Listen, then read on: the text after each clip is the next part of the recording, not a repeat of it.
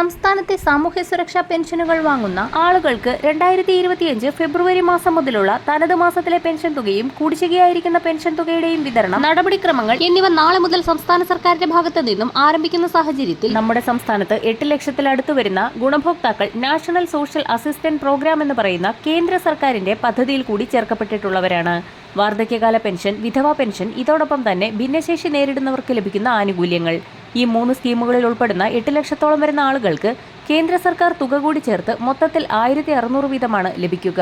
ഇങ്ങനെയുള്ള ഗുണഭോക്താക്കളിൽ പലർക്കും ആനുകൂല്യം തുടർച്ചയായി ലഭിക്കാതെ വരുന്നൊരു സാഹചര്യമാണുള്ളത്. ഈ സാഹചര്യത്തിലാണ് സംസ്ഥാന സർക്കാരിന്റെ പക്കൽ നിരവധി പരാതികൾ ലഭിക്കുകയും ഇപ്പോൾ ഇതിന്റെ വേരിഫിക്കേഷന്റെ ഭാഗമായിട്ട്, അതായത് ആധാർ കാർഡിന്റെ അപ്ഡേഷനുമായി ബന്ധപ്പെട്ട് നമ്മുടെ പെൻഷനുമായി ബന്ധപ്പെട്ട ഡേറ്റയിലേക്ക് ആധാറിന്റെ പുതുക്കിയ വെർഷൻ അപ്ഡേറ്റ് ചെയ്യുന്നതുമായി ബന്ധപ്പെട്ടുള്ള പല ഗുണഭോക്താക്കളുടെയും ലിസ്റ്റ് തദ്ദേശ സ്ഥാപനങ്ങൾ പ്രസിദ്ധീകരിച്ചിട്ടുള്ളത്.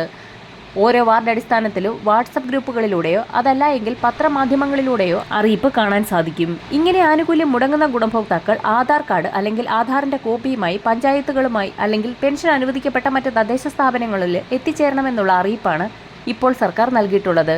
ഈ ഒരു തടസ്സം നേരിടുന്ന സഹായങ്ങൾ ഒരു മുടക്കവും കൂടാതെ ഗുണഭോക്താക്കളുടെ അക്കൗണ്ടുകളിലേക്ക് നിക്ഷേപിക്കുന്നതിനാവശ്യമായ എല്ലാ മുൻകരുതലുകളും ഇപ്പോൾ സ്വീകരിച്ചിട്ടുണ്ട് എന്ന് DBT സെല്ലിന്റെ ഭാഗത്തു നിന്നും പ്രത്യേക അറിയിപ്പ് പുറത്തു വന്നിട്ടുണ്ട്. സംസ്ഥാനത്ത് ബജറ്റ് പ്രഖ്യാപനം പോലെ തന്നെ കുടിശ്ശിക പെൻഷൻ വിതരണം ഏപ്രിൽ മാസം മുതൽ അതത് മാസത്തിലെ പെൻഷൻ തുകയോടൊപ്പം 3 ഘട്ടങ്ങളിലായി വിതരണം ചെയ്യും. ഇതോടൊപ്പം തന്നെ ഫെബ്രുവരി മാസത്തിലെ തനത് പെൻഷൻ വിതരണം ഫെബ്രുവരി മാസം 20-ന് ശേഷം സംസ്ഥാന സർക്കാരിന്റെ ഭാഗത്തു നിന്നും ആരംഭിക്കുമ്പോൾ സോഷ്യൽ ഓഡിറ്റിംഗിന്റെ ഭാഗമായി വലിയൊരു വിഭാഗം പെൻഷൻ ഗുണഭോക്താക്കൾ പെൻഷൻ പട്ടികയിൽ നിന്ന് പുറത്താക്കപ്പെടും. സോഷ്യൽ ഓഡിറ്റിംഗ് നടത്തുന്നതിന്റെ ഭാഗമായുള്ള ഉദ്യോഗസ്ഥർ രാവിലെ മുതൽ തന്നെ ഗുണഭോക്താക്കളുടെ വീടുകളിലേക്ക് എത്തിത്തുടങ്ങും. മറ്റൊരു പ്രധാന പെൻഷൻ അറിയിപ്പ്, പെൻഷൻ ഗുണഭോക്താക്കളെ സംബന്ധിച്ചിടത്തോളം വളരെ ആശ്വാസകരമായ ഒരു നടപടിയാണ് സംസ്ഥാന സർക്കാരിന്റെ ഭാഗത്തു നിന്നും എത്തിയിരിക്കുന്നത്.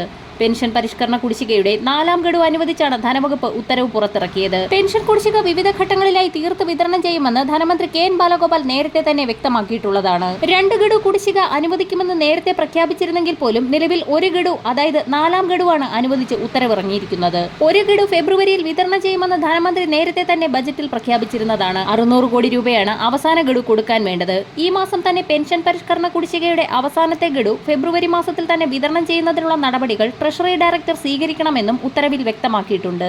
ഇതോടെ 11ാം പെൻഷൻ പരിഷ്കരണ കുടിശ്ശിക മുഴുവനും പെൻഷൻകാർക്ക് ലഭിക്കും. പെൻഷൻ പരിഷ്കരണ കുടിശ്ശികയുടെ ഭാഗമായുള്ള ക്ഷാമാശ്വാസ പരിഷ്കരണത്തിന്റെ 2 ഗഡുക്കളാണ് പെൻഷൻകാർക്ക് ഇനി ലഭിക്കാനുള്ളത്.